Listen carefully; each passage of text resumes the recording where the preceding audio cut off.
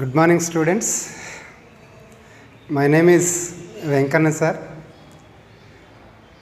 lecturer in history subject. So, in this video, I am explaining about what is the syllabus of third semester. Third సెమిస్టర్కి సంబంధించినటువంటి syllabus ఏంటి, ఏ ఏ topics మనకి సెమిస్టర్లో ఉంటాయి అనేటటువంటి అంశం మీద సంక్షిప్తంగా మీకు తెలియజేయటం జరుగుతున్నది. కాబట్టి స్టూడెంట్స్, మీరు ఆ టాపిక్స్ పేరుని రాసుకొని దాంట్లో ఏ ఏ అంశాలు ఉంటాయో ఒకసారి కూలంకషంగా విని మీరు అర్థం చేసుకోవడానికి ప్రయత్నించండి. So okay, BA history second year third సెమిస్టర్లో మనకున్నటువంటి టాపిక్స్ మొత్తం 5 లెసన్స్ మనకు ఉంటాయి. 5 టాపిక్స్, 5 క్రెడిట్స్ అని కూడా పిలుస్తారు. ఇందులో ఫస్ట్ టాపిక్ ఏంటంటే భారతదేశంలో మొఘల్ అధికార స్థాపన, వ్యాప్తి, సుస్థిరత.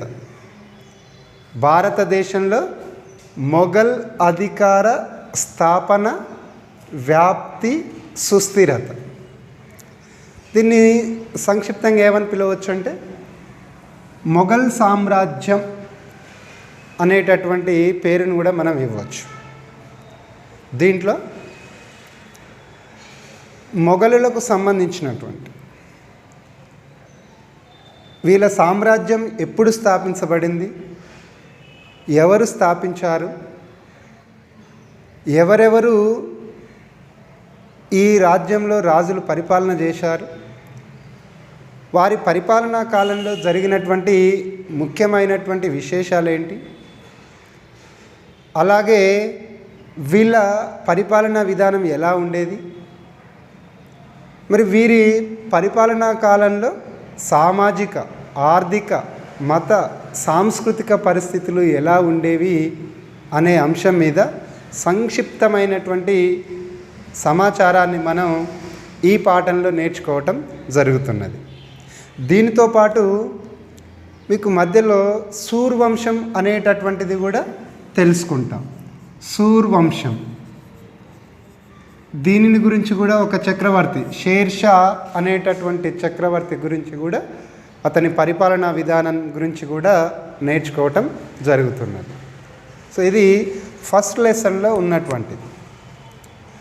ఇక రెండవ యూనిట్ మనకు ప్రాంతీయ రాజ్యాల అవతరణ, మరాఠాలు, సిక్కులు. ముఖ్యంగా భారతదేశంలో మొఘల్ సామ్రాజ్యం పరిపాలన చేస్తున్నటువంటి సందర్భంలోనే వాళ్ళ పరిపాలనా విధానాలకు వ్యతిరేకంగా కొంతమంది స్థానికుల నాయకత్వంలో పెద్ద మొత్తంలో స్వతంత్ర రాజ్యాలు అవతరించడం జరిగింది. ఆ ఏ ప్రాంతంలో ఏ వంశాలు అవతరించినాయి, ఎక్కడెక్కడ అవి పరిపాలన కొనసాగించినాయి అనేటటువంటి సమాచారాన్ని దీంట్లో చదవటం జరుగుతున్నది. ముఖ్యంగా ఇందులో మరాఠాల గురించి, సిక్కుల గురించి ప్రత్యేకంగా నేర్చుకుంటాం. మీరందరూ వినే ఉంటారు, శివాజీ, ఛత్రపతి శివాజీ. ఆయన మరాఠా రాజ్యాన్ని స్థాపించింది ఆయనే, దాన్ని స్వరాజ్యం అంటాం. ఆ మరాఠా రాజ్యానికి సంబంధించినటువంటి పూర్తి సమాచారాన్ని మనం ఇందులోనే నేర్చుకోవటం జరుగుతుంది. శివాజీ, అతని పరిపాలన విధానం, తర్వాత అతని వారసులు, తర్వాత వారి తర్వాత పీష్వాలు. ఈ పీష్వా వ్యవస్థ అని ఎలా ఉండేది, ఈయన అధికారాలు ఏంటి, ఎవరెవరు పీష్వాలుగా పనిచేశారు, మొత్తం కూడా దీంట్లో నేర్చుకుంటాం. అలాగే సిక్కు రాజ్యాన్ని ఎవరు స్థాపించారు, ఎక్కడ స్థాపించారు, ఎప్పుడు స్థాపించారు, వాళ్ళ పరిపాలన విధానం ఎలా కొనసాగింది అనేది కూడా దీంట్లో నేర్చుకోవటం జరుగుతుంది. ఈ రెండు అంశాలు ముఖ్యంగా మరాఠాల గురించి, సిక్కుల గురించి పూర్తి సమాచారాన్ని ఈ పాఠంలోనే మనం నేర్చుకుంటాం. ఇక మూడవది, భారతదేశంలో ఐరోపా వర్తక సంఘాల ప్రవేశం, వారి కార్యకలాపాలు, అధికార విస్తరణ. This is most important topic అండి. భారతదేశంలో ఐరోపా వర్తక సంఘాల ప్రవేశం. ఐరోపా వారు ఎవరు, భారతదేశానికి వాళ్ళు ఎందుకు వచ్చారు అనేటటువంటి అంశాన్ని ఇక్కడ ప్రస్తావన తీసుకువస్తాం. ముఖ్యంగా ఐరోపా వారు, యూరప్ ఖండ వాసుల్ని మనం ఐరోపా వారని పిలుస్తాం. వారు చాలా ప్రాచీన కాలం నుంచే మనకు వర్తక వ్యాపార సంబంధాలు పరోక్షంగా ఉండేవి. మన నుంచి అరబ్బుల నుంచి ఐరోపా వారు మన వస్తువులను మొత్తం కూడా కొనుగోలు చేసేవారు. కానీ మధ్యయుగంలో జరిగినటువంటి కొన్ని సంఘటనల వల్ల, ముఖ్యంగా క్రైస్తవ మతానికి మహమ్మదీయ మతానికి మధ్యన వచ్చినటువంటి ఈ క్రూసేడులు అనేటటువంటి యుద్ధాల వల్ల ఈ భూమార్గం, ఆసియా ఖండానికి ఐరోపా ఖండానికి ఉన్నటువంటి భూమార్గాన్ని మూసివేశారు. కానీ మన ఆసియా ఖండంలో ఎగుమతి అయ్యేటటువంటి వస్తువులు లేకుండా వాళ్ళ జీవనం కొనసాగించలేనటువంటి పరిస్థితి ఏర్పడ్డది. మరి మన అవసరాలను మన వస్తువులను ఏ విధంగానైనా కొనుగోలు చేయాలనేటటువంటి లక్ష్యంతో వాళ్ళు అనేక మార్గాలను అన్వేషించారు. చివరికి వాళ్ళకు అనుకూలించినటువంటి మార్గం ఏంటంటే సముద్ర మార్గం. మరి ఆ సముద్ర మార్గం ద్వారా మన భారతదేశానికి, ముఖ్యంగా ఆసియా ఖండ ప్రాంతానికి చేరుకున్నారు. వాళ్ళు ఎలా చేరుకున్నారు, ఎవరెవరు చేరుకున్నారు? ముఖ్యంగా అందులో మొట్టమొదట సక్సెస్ అయినటువంటి వాళ్ళు పోర్చుగీస్ వాళ్ళు.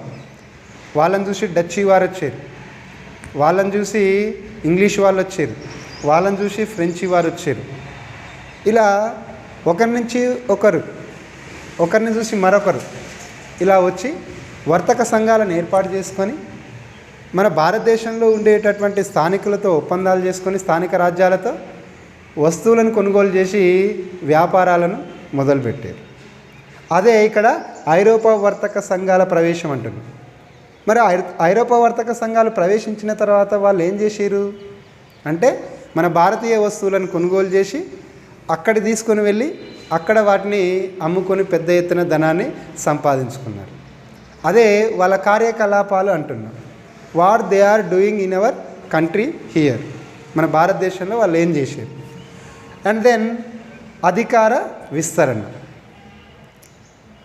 మరి వాళ్ళు మన భారతదేశ భూభాగాలపైన ఎలా ఆధిపత్యాన్ని సంపాదించుకున్నారు,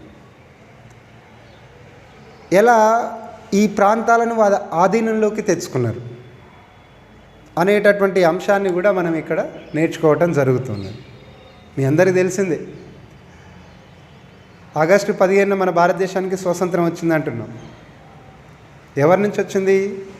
బ్రిటిష్ వారి కబంధ హస్తాల నుంచి, బ్రిటిష్ వారి యొక్క వలస సామ్రాజ్య శక్తుల నుంచి మన భారతదేశాన్ని విడిపించుకున్నాం అంటున్నాం. మరి అందులో బ్రిటిష్ వాళ్ళు ఎలా మన భారతదేశాన్ని ఆక్రమించుకున్నారు? అదే ఇక్కడ అధికార విస్తరణ. భారతదేశంలోకి వివిధ ఐరోపా వర్తక సంఘాల ప్రవేశం జరిగిన తర్వాత వాళ్ళలో ఒక కాంపిటీషన్ ఏర్పడి చివరికి భారతదేశం పైన పూర్తిగా వర్తక గుత్తాధిపత్యాన్ని, మోనోపోలీని, అధికారాన్ని పొందినటువంటి దేశస్తులు ఎవరు అంటే బ్రిటిష్ వాళ్ళు.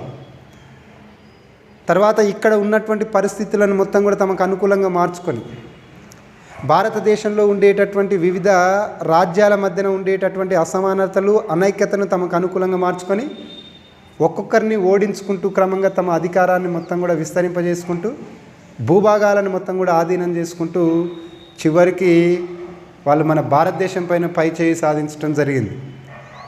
ఢిల్లీని ఏలేటటువంటి మొఘల్ సామ్రాజ్య రాజు అయినటువంటి వాళ్ళని కూడా చివరికి ఓడించి వేసి ఢిల్లీని ఆక్రమించుకొని మొత్తం భారతదేశ పరిపాలనా వ్యవస్థను మొత్తం కూడా తమ ఆధీనంలోకి తెచ్చుకున్నారు.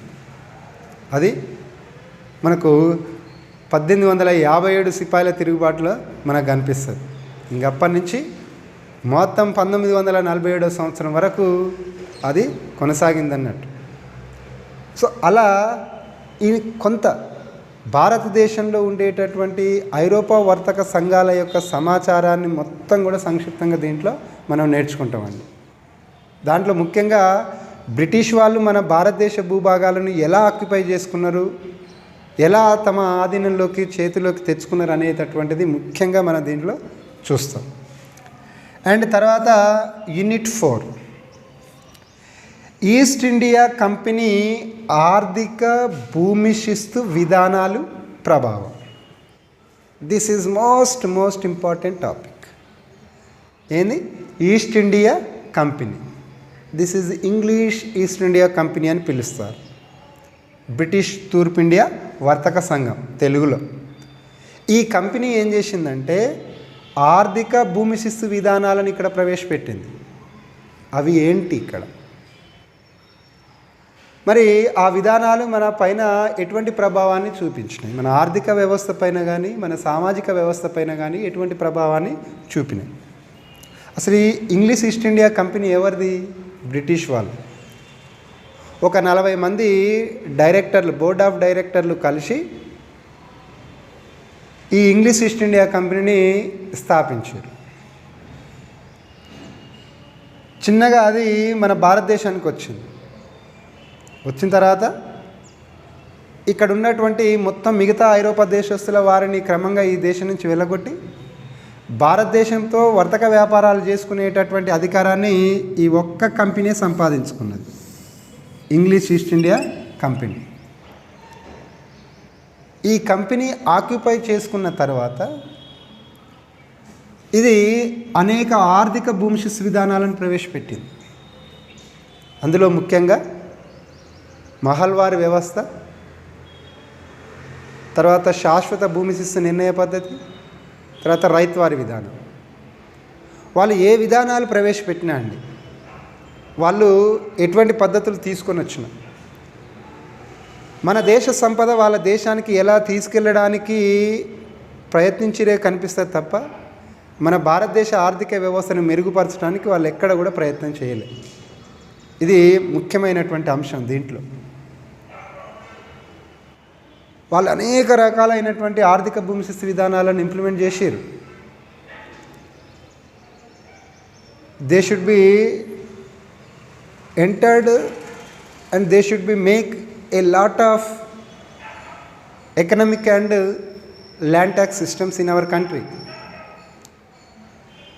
but they are all favored to the British economy system, not favored to the Indian economy system. అవి భారత ఆర్థిక వ్యవస్థకు ఎక్కడ కూడా దోహదపడలే. మొత్తం మన భారతదేశ సంపదను వాళ్ళ దేశానికి ఎలా తీసుకెళ్లాలనేటటువంటి ఆలోచన మీదనే ఈ ఆర్థిక భూమి శిస్తు విధానాలు అనేవి మనకు ఉండటం జరిగింది. వాటి వల్ల మన భారత ఆర్థిక వ్యవస్థ మొత్తం కూడా విచ్ఛిన్నం అయిపోయింది.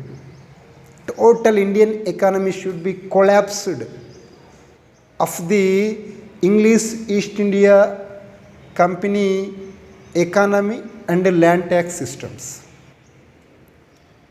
అదంతా కూడా దీంట్లో పూర్తిగా మనం నేర్చుకుంటాం. ఓకే.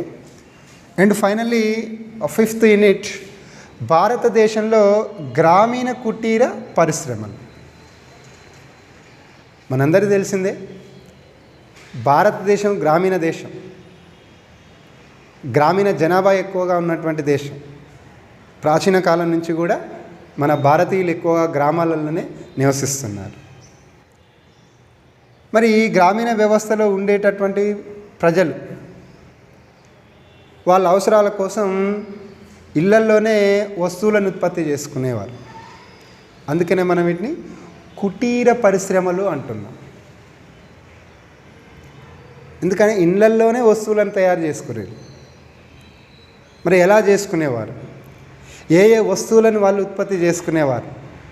మరి వాటిని ఎక్కడ అమ్ముకునేవారు? వాటి ద్వారా వాళ్ళ ఆదాయం మీద సంపాదించుకునేవారు.